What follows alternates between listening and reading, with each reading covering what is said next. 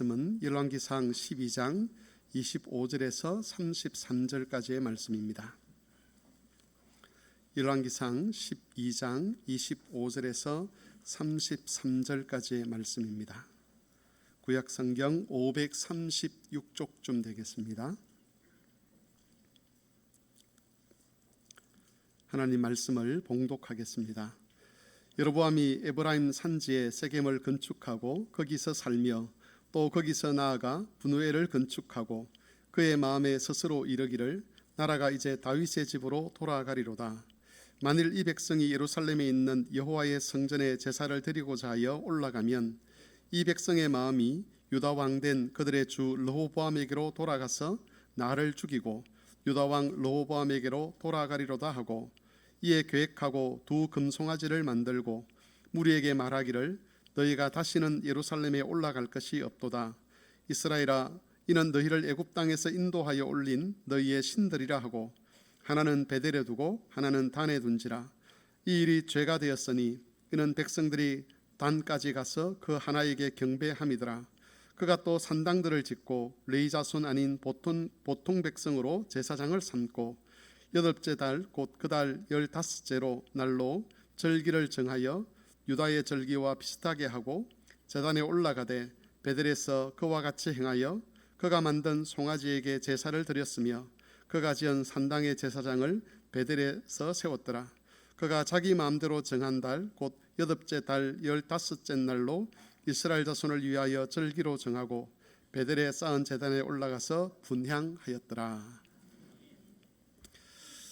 오늘은 종교개혁 기념주일입니다. 종교개혁은 천주교가 중세 1000년 동안 참된 믿음을 변절시키고 타락시킨 그런 상황에서 루터나 칼빈과 또 여러 종교개혁자들이 일어나서 참된 믿음을 회복한 사건을 가리킵니다. 종교개혁이 우리 교회 역사에 있었다고 하는 것은 성경의 진리가 항상 왜곡될 수 있다는 것을 우리에게 가르쳐 주는 것이죠.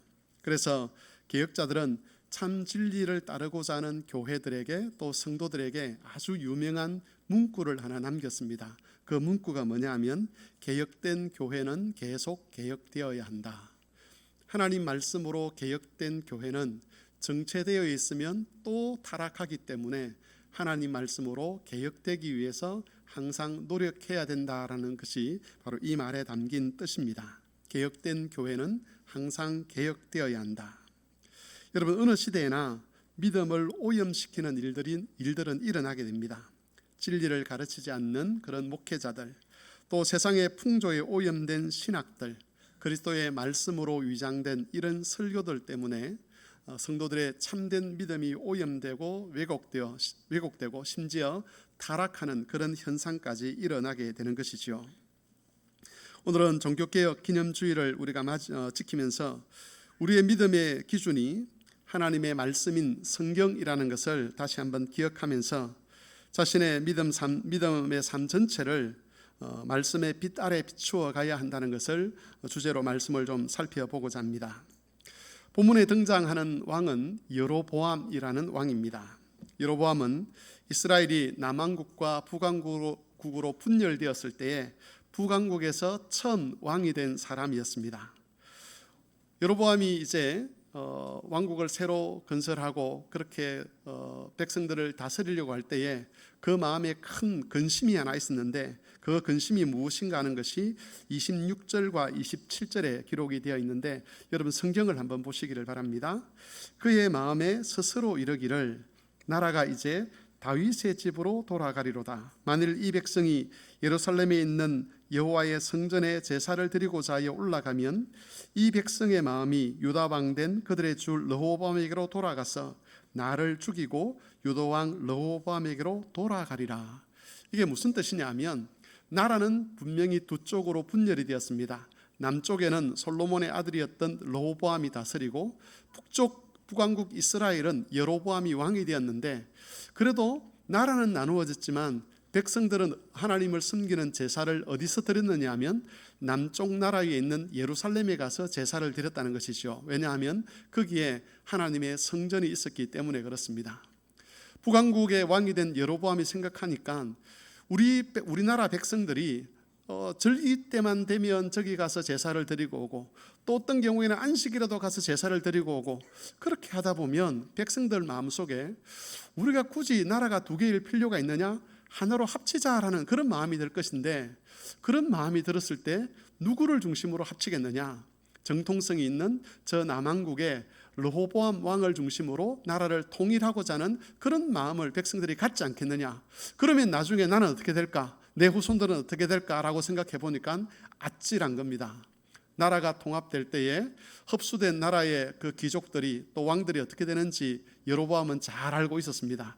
가족이 몰살될 것을 알고 있었기 때문에 그런 것을 피하기 위해서 고민을 하는 것이죠. 물론 여로보암에게 하나님의 주신 약속이 있습니다. 성경을 앞으로 한 장을 넘겨서 열왕기상 11장 30절에서 38절까지 말씀을 우리 같이 한번 교독을 해보겠습니다. 하나님께서 여로보암에게 네가 왕이 될 것이다 라고 말씀하고 난 다음에 어떤 약속을 주셨는가 하는 것을 살펴보겠습니다. 열왕기상 11장 30절에서 38절 한 절씩 한번 교독을 하겠습니다. 아히야가 자기 입은 새 옷을 잡아 12조각으로 찢고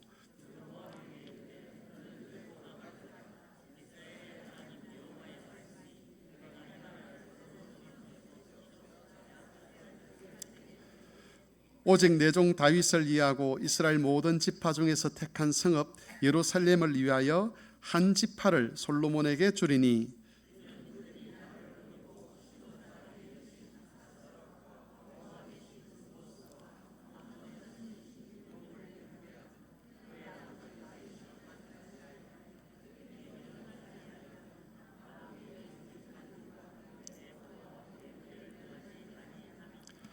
그러나 내가 택한 내 종 다윗이 내 명령과 내 법도를 지켰으므로 내가 그를 위하여 솔로몬의 생전에는 온 나라를 그의 손에서 빼앗지 아니하고 주관하게 하려니와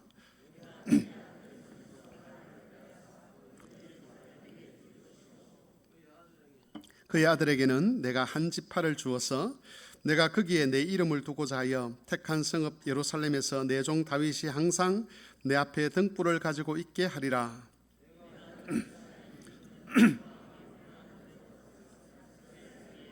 같이 읽겠습니다. 내가 만일 내가 명령한 모든 일에 순종하고 내 길로 행하며 내 눈에 합당한 일을 하며 내 종 다윗이 행함같이 내 율례와 명령을 지키면 내가 너와 함께 있어 내가 다윗을 위하여 세운 것 같이 너를 위하여 견고한 집을 세우고 이스라엘을 내게 주리라. 솔로몬이 범죄를 했습니다. 그리고 백성들이 범죄를 했습니다. 하나님께서 여로보암이라는 사람에게 아히야라는 선지자를 보내셔서 이렇게 말씀하시는 것이죠. 그들의 죄악 때문에 나라를 내가 나누겠다. 유다에게는 한 지파를 줄 것이고 너에게는 10지파를 줄 것이다. 그렇게 말씀하시고 난 다음에 하나님께서 마지막으로 하신 말씀이 뭐냐면 네 율례와 내 명령을 네가 잘 지키면 다윗을 견고하게 했던 것처럼, 다윗을 지켰던 것처럼 내가 너와 내 집을 지키겠다라고 하나님께서 분명한 약속을 주셨습니다. 문제는 여로보암이 이 약속을 믿지 못했다는 것이죠.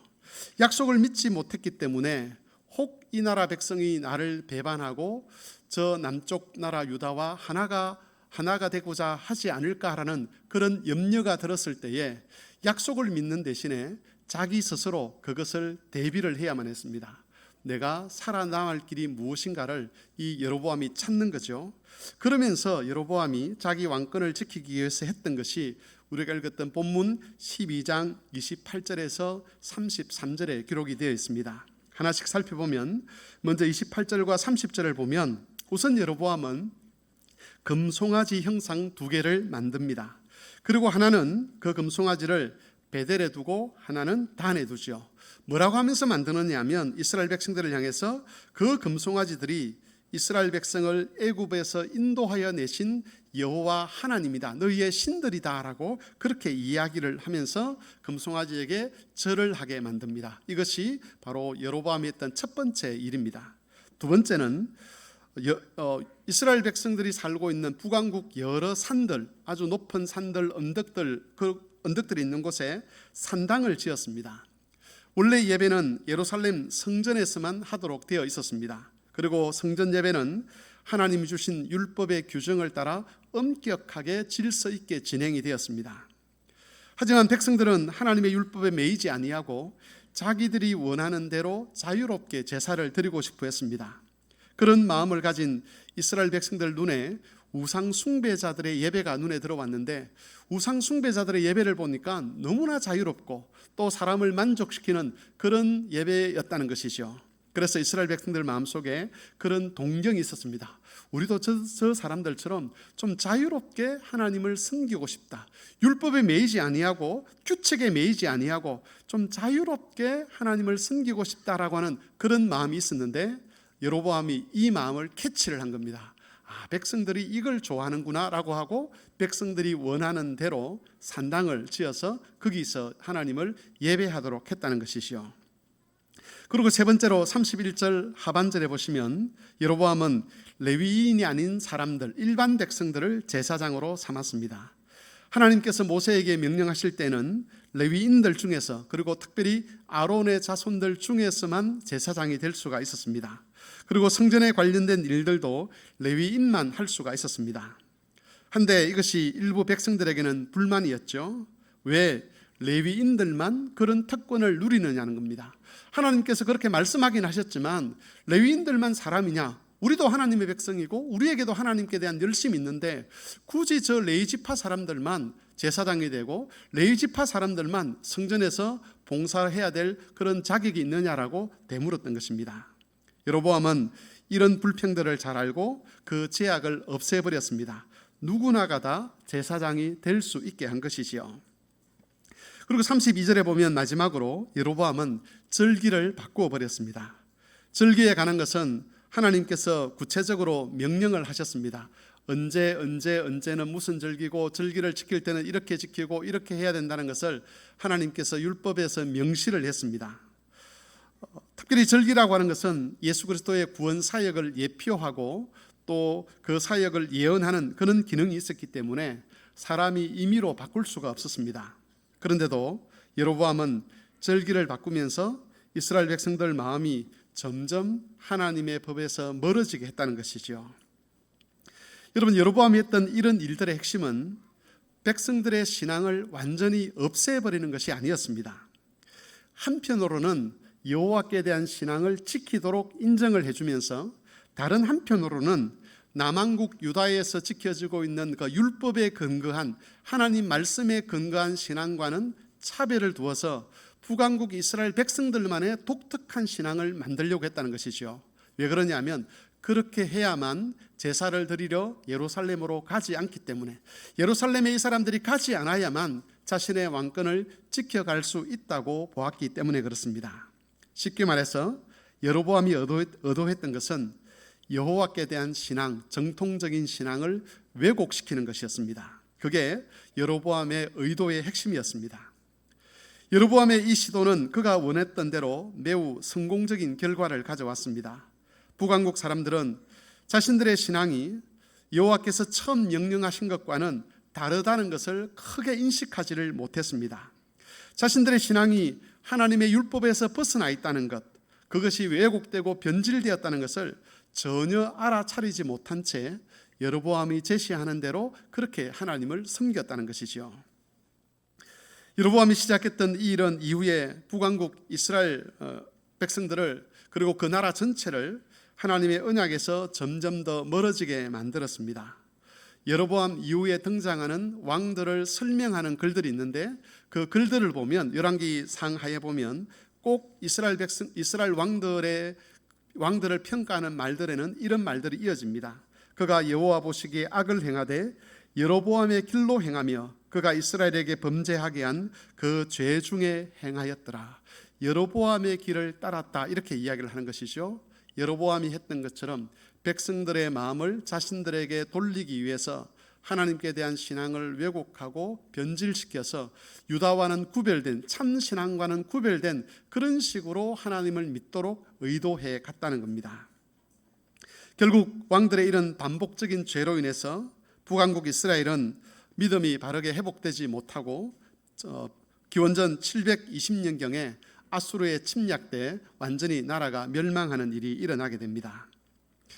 우리가 이런 북왕국 이스라엘 신앙의 왜곡과 타락에 관한 말씀을 읽으면서 특별히 종교개혁과 종교개혁 기념주일을 맞이해서 던져볼 만한 질문이 하나 있습니다. 그건 뭐냐면 여로보암이 여호와께 대한 신앙을 왜곡시킬 때에 이스라엘이 어떻게 그렇게 쉽게 그 왜곡된 신앙을 받아들일 수 있었는가 하는 것이죠. 우리가 잘 알고 있듯이 이스라엘 백성들이 잘하는 것은 돌을 던져 사람을 죽이는 겁니다. 내가 알고 있던 것과 다를 경우, 내가 알고 있던 것들이 위협을 당할 경우에 분노하고 돌을 던져서 선지자도 죽였고 그런 말을 하는 사람도 죽이는 이런 일들을 이스라엘 백성들은 참 잘했습니다. 그런데 다윗 시대를 지내면서 율법이 무엇인지를 율법을 배웠고 신앙을 배웠고 했던 이 사람들이 어째서 여로보암이 의도했던 대로 그 왜곡된 신앙을 그렇게 잘 따라갔느냐는 것이죠. 여러분 생각해 보십시오. 금송아지를 만드는 것, 산당을 짓는 것, 레위인이 아닌 일반 사람을 제사장으로 세우는 것, 절기에 관한 것, 율법에 분명히 기록이 되어 있습니다. 그런데도 불구하고 여로보암이 그것을 바꾸었을 때 이스라엘 백성들은 쉽게 그것을 받아들였습니다. 여기에는 크게 두 가지 이유가 있는데 이 두 가지 이유는 지금 우리 시대에 믿음이 변질되는 데 있어서도 아주 중요한 역할을 하는 것이라고 볼 수 있습니다. 첫 번째는 여로보암이 만든 거짓 신학입니다. 여로보암이 여호와께 대한 신앙을 왜곡시키려고 할 때에 아무렇게나 그냥 되는 대로 그렇게 백성들에게 말한 것이 아니었습니다. 여로보암의 정책에는 그 나름대로 신학적인 타당성이 있는 것처럼 보이도록 꾸몄다는 것이죠. 여로보암이 송아지 우상을 만들어서 둔 곳, 제일 처음 둔 곳이 베델이었습니다. 여러분, 베델은 역사적으로 보면 이스라엘 백성들에게 아주 뜻깊은 장소였습니다. 그들의 조상이었던 야곱이 에서의 눈을 피해서 도망을 갈 때에 하나님께서 야곱에게 나타나셨습니다. 사닥다리를, 하늘과 땅을 이어가는 사닥다리를 보여주시고 천사들이 거기서 오르락 내리락 하는 것을 보여주시고, 그러면서 하나님께서 야곱에게 약속을 하셨죠. 네가 지금 이 가나안 땅을 떠나 도망을 가지만 반드시 너를 지켜 이 땅으로 돌아오도록 하겠다는 약속을 주셨습니다. 그 약속을 받은 곳, 그 환상을 보았던 곳이 바로 베델이었습니다. 뿐만 아니라 베델은 하나님의 언약궤가 있던 곳이었습니다. 이스라엘 백성들이 가나안 땅에 처음 들어갔을 때에 언약궤를 지키던 사람은 비느하스라는 제사장이었습니다. 비느하스는 하나님께 대한 열심을 가지고 이스라엘 백성들을 구원했던 사람이기도 하지요. 그 비느하스가 어디서 성막을 만들고 성막을 거기 세우고 어디서 언약궤를 지켰느냐 하면 바로 이 베델에서 그렇게 했다는 것이죠. 비느하스가 베델에 머무르면서 거기 언약궤를 두고 거기서 지켰습니다. 그러니까 이스라엘 백성들의 인식 속에 베델이라는 것은 하나님이 우리 조상 야곱에게 자신을 나타내셨던 아주 신성한 장소, 뿐만 아니라 하나님의 언약궤가 있던 신성한 장소, 그렇게 여겼다는 것이죠.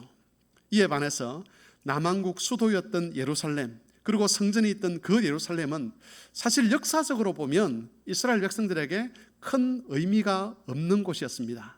다윗 왕이 하나님께로부터 개인적으로 그런 메시지를 받아서 그렇게 그곳을 거룩한 장소로 지정했는지는 모르겠지만 어쨌든 북왕국 이스라엘 사람들이 볼 때에 예루살렘보다는 베델이 훨씬 더 거룩한 장소였고 훨씬 더 신성한 장소였고 훨씬 더 신학적인 의미가 있는 그런 장소였다는 것이죠. 하나님이 다윗에게 주신 언약을 알지 못하면, 그걸 빼고 나면 예루살렘이냐 베델이냐라고 했을 때 베델을 선택할 수밖에 없다는 겁니다. 이런 여로보암의 정책은 수도를 세겜에 정하는 것, 그리고 나중에 브누엘의 수도를 정하는 것도 마찬가지입니다. 세겜이라는 곳이 어떤 곳이냐 하면 아브라함이 가나안 땅에 들어갔을 때 제단을 쌓았던 곳입니다. 세겜의 상수리 나무 아래서 아브라함의 제단을 쌓고 하나님께 예배를 하죠. 여러분, 이것 외에도 세겜이라는 이 지역은 이스라엘 백성들에게서 여러 가지 중요한 그런 의미가 있는 곳이었습니다. 브누엘이라고 하는 이 장소, 우리가 흔히 버니엘이라고 알고 있는 그 장소도 마찬가지죠. 하나님께서 야곱에게 나타나셔서 야곱과 씨름하고 야곱이라는 이름 대신 이스라엘이라는 이름을 주신 곳이 바로 이 버니엘이었습니다. 그것 외에도 버니엘은 그 이후에 이스라엘 역사에서 많은 하나님의 역사가 나타났던 그런 곳이기도 합니다. 여로보암은 그런 모든 것들을 통해서 이스라엘 백성들에게 비교하게 하는 겁니다. 예루살렘이 신성한 장소겠느냐, 베델이 더 신성한 장소이겠느냐. 끝으로 보면 다윗을 향한 하나님의 언약을 알지 못하면 예루살렘은 신성한 장소가 아니고 베델이 신성한 장소고, 그렇다면 예루살렘에서 예배하는 것이 더 낫겠느냐, 베델에서 예배하는 것이 더 낫겠느냐. 율법을 잘 알지 못하고 다윗의 언약을 잘 알지 못했던 일반 백성들에게 있어서는 베델이 훨씬 더 신성한 장소고 거기서 예배하는 것이 하나님께서 받으실 거라고 그렇게 여길 수밖에 없었다는 겁니다. 금송아지를 세우는 일에도 신학적인 근거가 제시가 되었을 것입니다. 이스라엘 백성들이 자주 드나들던 예루살렘 성전에는 소의 형상들이 있었습니다. 가장 대표적인 것들이 바다를 떠받치는 12마리의 소 받침대였습니다. 바다라고 하는 것은 큰 대야 같은 것인데, 이 큰 물탱크와 같은 이 대야를 12마리의 큰 청동 황소가 떠받치고 있었습니다. 황소는 고대에 이제 힘을 상징하는 동물이었지 않습니까? 그래서 성전의 그 큰 대야, 바다라고 하는 것을 떠받치는 그 12마리 소가 있었기 때문에 이스라엘 백성들이 성전을 드나들 때마다 그걸 보는 거죠. 아, 여기 성전에 저 소가 있다는 것을 봤습니다. 또 물두멍이라는 것도 있었는데, 이것은 제사장들이 손을 씻거나 제물을 씻는 물을 담아내는 그런 대야였습니다. 이 물두멍을 옮기는 수레도 있었는데, 이 수레의 가장자리에 소와 사자의 형상이 새겨져 있었습니다. 물론 이것들을 신처럼 받들기 위해서 세운 것은 아니고 힘을 상징하고 또 권력을 상징하고 권위를 상징하기 위해서 그렇게 만들어 놓은 것이었습니다. 여로보암은 예루살렘 성전에 있던 그 소의 형상들을 미화시켰습니다. 그리고 그것이 마치 하나님의 형상인 것처럼 백성들에게 가르쳤습니다.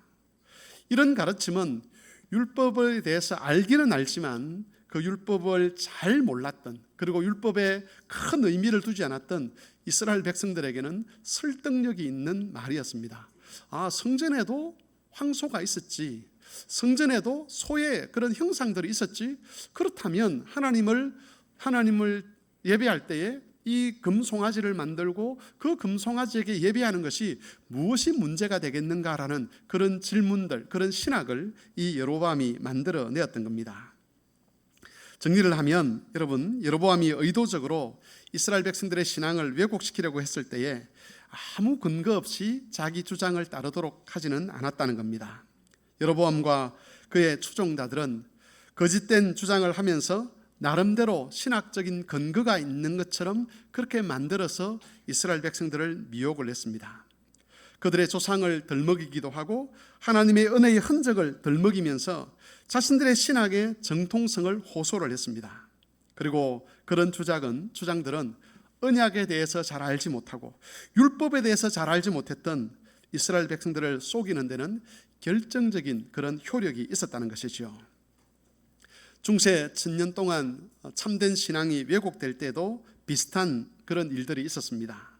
교황이나 사제들이 무조건 거짓된 주장을 했던 것은 아니었습니다. 그런 것들을 받아들이도록 하는 데는 나름대로의 근거가 있었습니다. 우리가 지금에 와서는 비판을 하지만 면죄부를 판매할 때에 무조건 사라 이렇게 한 것이 아니라 나름대로 신학적인 근거를 만들어서 사람들을 설득했다는 것이죠. 심지어 어떤 경우에는 성경에 있는 내용들을 그 근거로 들어서 그렇게 거짓된 교리를 주장하는 경우들도 있었습니다. 여러분 잘 아시겠지만 이단의 주장을 할 때에 전혀 성경에 없는 이야기를 하는 것은 아니지 않습니까? 그들 나름대로는 성경을 제시를 하면서 성경을 근거로 자신들의 그 교리를, 거짓된 교리를 주장합니다. 그럼에도 불구하고 성경에 대해서 잘 몰랐던 사람들, 심지어 성경에 대해서 잘 몰랐던 사제들은 거짓된 교회의 거짓된 가르침을 그대로 믿고 따랐던 것이지요. 여러분, 교회가 타락할 때에 세상이 교회에 직접 영향을 미치는 그런 경우들도 있지만 사실은 그보다 훨씬 더 심각한 것은 이 세상의 이야기를 교회가 나름대로 신학화해서 마치 그것이 옳은 것처럼 해서 교회에서 설교되거나 가르쳐질 때에 그게 진짜 위험한 겁니다. 오늘날 세상에서 동성애에 대한 이야기, 그리고 여러 가지 우리가 받아들일 수 없는 이야기를 하는 것, 이게 교회에 위협이 될 수도 있겠죠. 근데 더 큰 위협은 뭐냐면 교회가 그것을 정당한 것으로 인정을 하고 신학적인 근거를 가지고 사람들에게 이야기할 때 그게 진짜 위험한 것이죠. 분명히 하나님의 뜻이 아님에도 불구하고 백성들이 또는 성도들이 하나님 말씀을 잘 알지 못하면 거짓된 것을 가르치려고 하는 사람들이 내세우는 그 근거가 사람들에게 옳은 것으로 받아들여지게 되고, 그러면 그것은 그때부터 교회를 타락시키는 그런 일이 된다는 것입니다. 마귀는 교활하게도 신학화 작업을 그치게 한 후에 교회 안에서 그 거짓된 가르침들이 정당성을 얻도록 조장을 합니다. 마치 그것이 하나님의 뜻인 것처럼 만들어버리는 것이죠. 그렇게 해서 조장된 거짓 가르침들은 때로는 수년간, 때로는 수십 년간, 아니 수백 년 이상 교회를 오염시키고 타락시키는 일을 하게 되는 겁니다. 그러므로 이런 것에서 벗어나서 우리가 참된 믿음을 지켜가기를 원한다면 다른 무엇보다도 하나님 말씀을 잘 알아야만 합니다. 거짓된 가르침을 분별할 수 있는 그런 안목을 우리가 키워야 한다는 것이죠. 만일 내 개인적으로 그런 안목을 키울 능력이 없다 그러면 온 교회가 그런 안목을, 교회 공동체가 그런 안목을 키울 수 있어야 한다는 것이죠. 교회 공동체가 함께 설정한 그 울타리를 우리가 인정하고 그 울타리 안에서 하나님을 믿는 믿음을 지켜갈 때에 이단들의 가르침, 거짓된 가르침, 하나님의 뜻인 것처럼 보이지만 하나님의 뜻 아닌 이런 것들, 우리를 미혹하고 타락시키며 하나님으로부터 멀어지게 만드는 이런 거짓 가르침에서 우리가 벗어나서 참된 믿음의 길을 지켜갈 수 있다는 겁니다. 북왕국 이스라엘 백성들이 여로보암이 만들어낸 신학에 속을 수밖에 없었던 것은 율법에 대해서 별로 그들이 관심이 없었습니다. 하나님의 율법을 지켜야겠다는 그런 간절한 마음이 없었습니다. 그냥 수동적으로 그냥 하라고 하니까 가서 예배하고 가서 섬기고 제사 한번 지내고 나면 내가 할 일을 다 했다고 생각하고 그것으로 만족하는 그런 신앙생활을 하다 보니까 거짓된 것을 주장함에도 불구하고 그것을 알아차리지 못하고 마치 그것이 하나님의 뜻인 것처럼 인정하고 자신의 영혼을 팔아먹는 그런 어리석은 일이 일어날 수밖에 없었던 것이죠. 여로보암이 북왕국 이스라엘의 신앙을 왜곡시킬 수 있었던 두 번째 이유는 이스라엘 백성들의 악한 마음 때문이었습니다. 여기서 악함이라고 하는 것은 윤리적이거나 도덕적인 악만을 말하는 것은 아니고 본질적으로 악하다고 할 때 그 본질적인 핵심은 여호와께 대한 잘못된 태도를 가리키는 말입니다. 이스라엘 백성들이 정말 하나님을 사랑하고 그 뜻을 따르고자 했다면 그들이 율법에 관심을 가졌을 겁니다. 하나님께서 뭐라고 말씀하시는가? 하나님이 무엇을 기뻐하시는가? 무엇이 참된 복이라고 우리에게 가르쳐 주는가? 정말 참 생명을 얻기 위해서는 어떻게 하라고 하시는가? 이것들에 관심을 가졌을 겁니다. 여러분, 하나님께서 그 백성들에게 율법을 주신 것은 그들을 곤란하게 하거나 그들을 귀찮게 하거나 그들의 삶을 제약하기 위한 것이 아니었습니다. 이스라엘 백성을 애굽에서 불러내실 때에 약속한 것이 있죠. 너희가 내 소유가 될 것이다. 거룩한 나라가 될 것이다. 온 세상에 대하여 제사장 나라가 될 것이다. 너희를 영화롭게 만들겠다. 그것이 하나님의 약속이었고 그렇게 가는 그 길, 하나님의 거룩한 백성이 되고 제사장 나라가 되고 영광스러운 백성이 되는 그 길이 뭐냐? 죄악된 것을 끊어내고 죄악된 마음을 끊어내고 이 하나님의 말씀을 따라 살아가는 길이다라고 그렇게 주신 것이 바로 율법이었습니다. 그러나 이스라엘 백성들은 거룩하게 되는 것에도 관심이 없었습니다. 하나님의 소유가 되는 것에도 관심이 없었습니다. 제사장 나라가 되는 것도 관심이 없었습니다. 온 세상에 하나님의 영광을 나타내서 영광스럽게 되는 것에도 관심이 없었습니다. 이스라엘 백성들이 시간이 지나면서 그들의 마음에 있었던 것, 그게 뭐냐면 좀 잘 살고 싶다. 많은 재물을 모으고 싶다. 이방 나라들과 싸워서 이길 수 있는 그런 힘을 가진 그런 나라가 되었으면 좋겠다. 그들은 율법이 정죄하는 탐욕을 버리고 싶어 하지 않았습니다. 하나님께서 이웃을 사랑하라라고 말씀하시면서 그 이웃을 사랑하기 위해서는 네가 욕심을 내려놓아야 되고 여러 가지 하나님 앞에서 악한 마음을 내려놓아야 된다라고 말씀하셨는데, 그런 하나님의 말씀, 요구, 명령들이 부담스러웠다는 것이죠. 굳이 우리가 이렇게 살아야 돼? 인생 짧은 한평생을 사는데 이렇게 하나님의 율법에 매이면서 살아야 돼? 라는 그런 생각들이 이스라엘 백성들에게 있었습니다. 이런 태도를 가지고 있었기 때문에 가능하면 율법에서 벗어나서 자유롭게 신앙생활을 하고 싶은 그런 욕망들이 그들 안에 있었습니다. 율법이 가르치는 대로 엄격한 질서와 규칙을 따르는 예배가 부담이 됐습니다. 좀 더 자유롭게 예배를 하고 싶었습니다. 좀 더 자신들에게 위로가 되는, 자신들에게 만족을 주는 그런 예배를 원했습니다. 여로보암이 제시했던 것은 그런 백성들의 마음에 딱 들어맞는 것이었습니다. 특별히 산당 예배는 이스라엘 백성들의 욕구와 너무 잘 맞는 예배였습니다. 예루살렘 예배는 너무 율법적이었기 때문에 예배를 드리러 가면서도 부담이 되는 것이죠. 대신 여로보암이 허락한 산당 예배는 탐욕이나 음란한 마음을 먹어도 아무런 죄책감이 없이 드릴 수가 있었습니다. 이웃을 사랑하라는 말씀에 매일 필요도 없었습니다. 자기 마음을 스스로 위로하는 데 있어서는 예루살렘에 있는 그 성전 예배보다는 산당 예배가, 베델의 산당에서 드리는 그 예배가 훨씬 더 나아 보였다는 것입니다.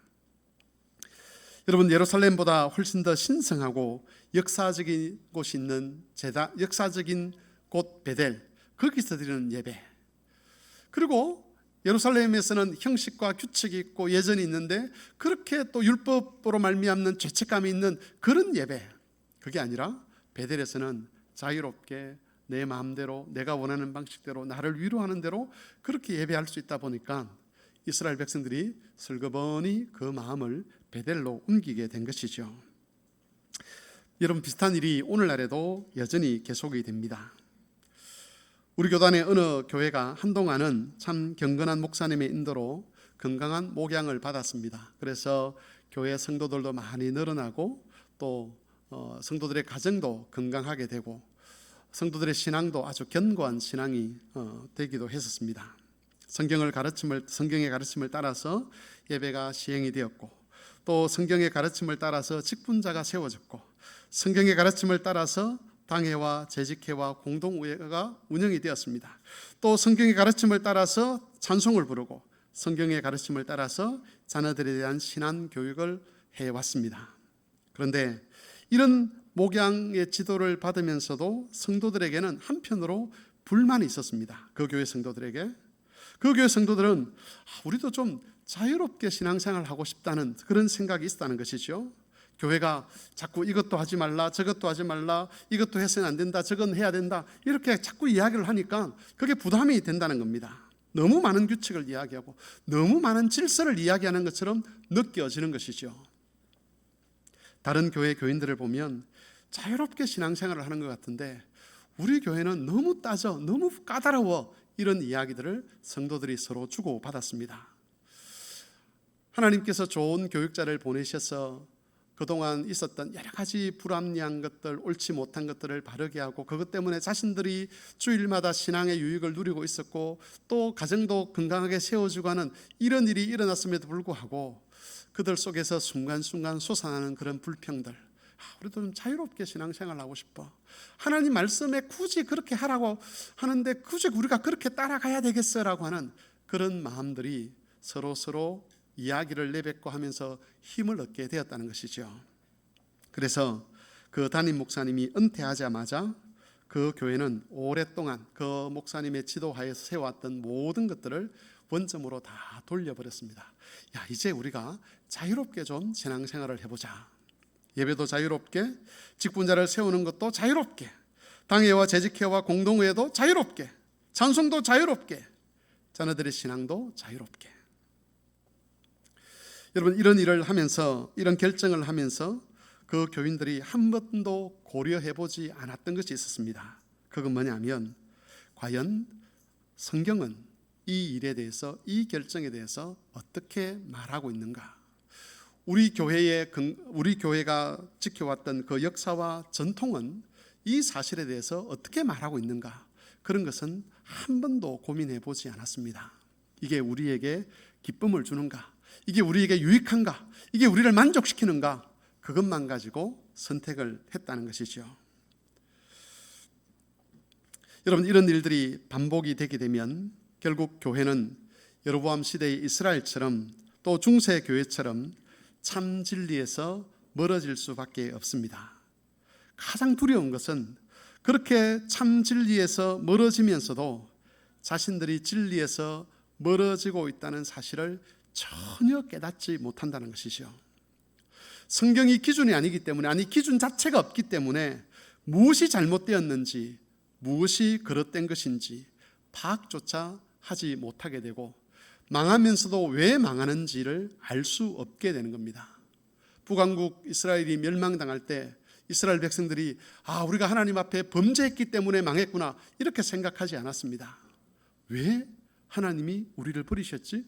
우리는 정말 열심히 주를 섬겼는데 왜 하나님께서 우리를 이렇게 취급하시지? 라고 반응을 했지, 우리가 지금 우리 죄에 대한 그런 하나님의 심판을 받는다고는 아무도 생각하지 않았었습니다.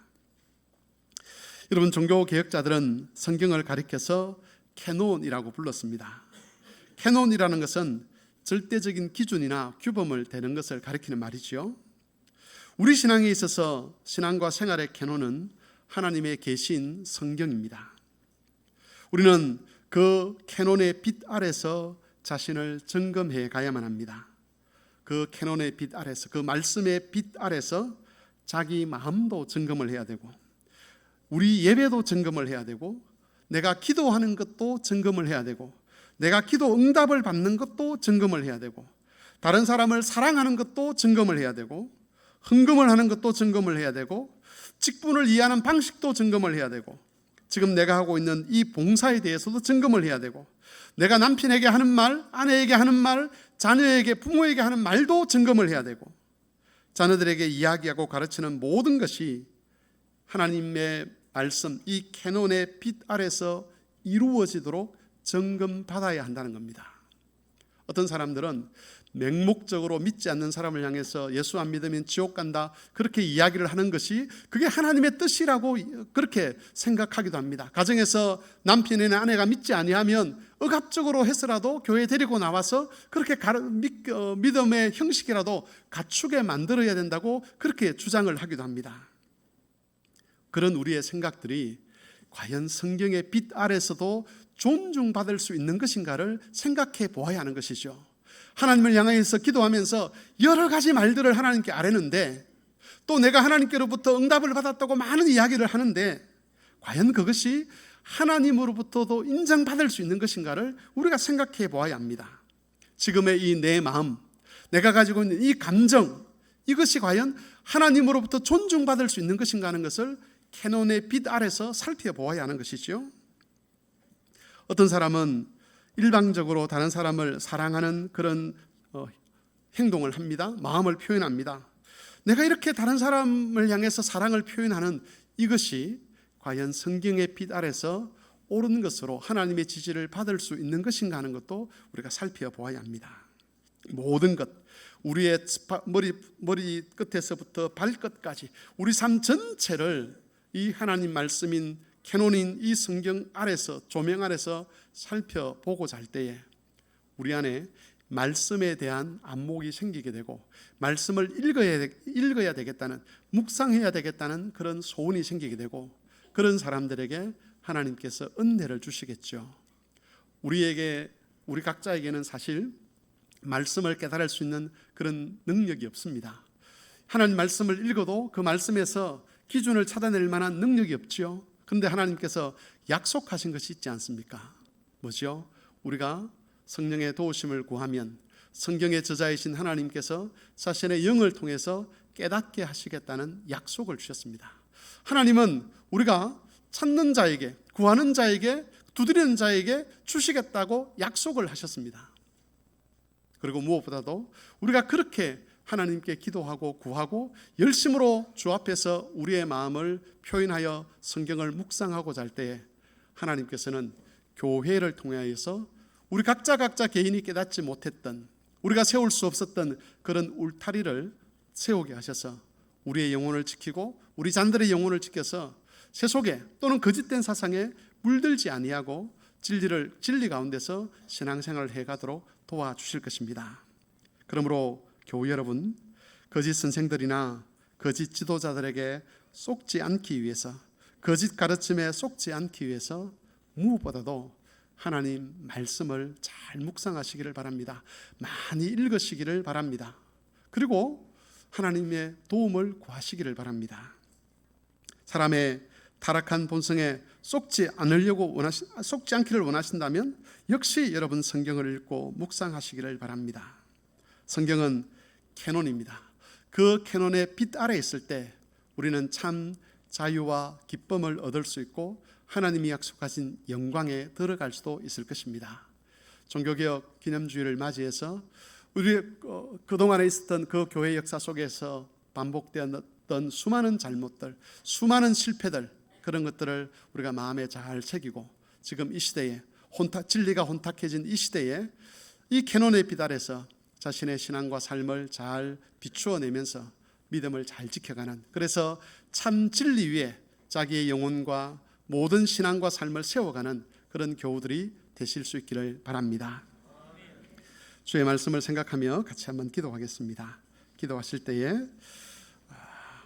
우리가 거짓 가르침이나 또 우리의 타락한 본성에 속지 아니하도록 하나님의 말씀으로 우리를 잘 조명하여 주시기를 기도했으면 좋겠습니다. 또 하나님 말씀을 묵상하고자 하는 그런 열정을 하나님이 우리에게 주시기를 기도했으면 좋겠고, 우리가 성경을 읽을 때에 하나님께서 깨닫게 해 주시기를 같이 한번 기도했으면 좋겠습니다. 그래서 우리의 믿음과 삶이 캐논인 하나님 말씀의 빛 아래서 이루어질 수 있도록 주께서 도와주시기를 같이 한 목소리로 기도합니다.